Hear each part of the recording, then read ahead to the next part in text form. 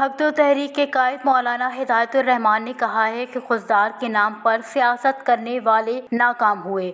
عوام کو لڑا کر ہڑتال کروانا دانش مندی نہیں، سیاسی طور پر عوام کو دھوکہ دینے والے اب ہڑتال کے سہارے زندہ ہیں۔ خوددار بلوچستان کو امن و انصاف اور حقوق دیں گے۔ گوادر کی عوام کو حقوق دلا کر اہل بلوچستان کو بھی سیاسی دکانداروں، مفاد پرستوں کے چنگل سے آزاد کریں گے۔ عوام نے بی این پی کو مسترد کر کے حق دو تحریک کا ساتھ دیا ہے۔ حق دو تحریک عوام کو بنیادی حقوق فراہم کر کے ظلم و جبر اور ناانصافی سے نجات دلائے گی۔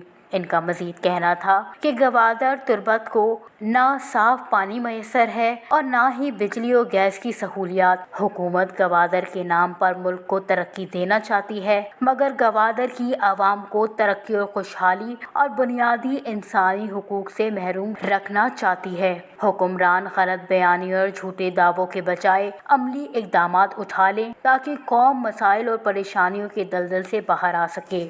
ہم نوجوانوں کے ساتھ مل کر قوم کو حقوق دلائیں گے۔ گوادر میں پینے کا پانی نایاب، بجلی کی لوڈ شیڈنگ ختم ہونے کا نام نہیں لے رہی، علاقے کی عوام کو ترقی و خوشحالی سے دور رکھ کر ترقی کے خواب دکھایا جا رہا ہے۔ ہم گوادر کی عوام کو ان کا بنیادی انسانی، آئینی و قانونی حق دلائیں گے۔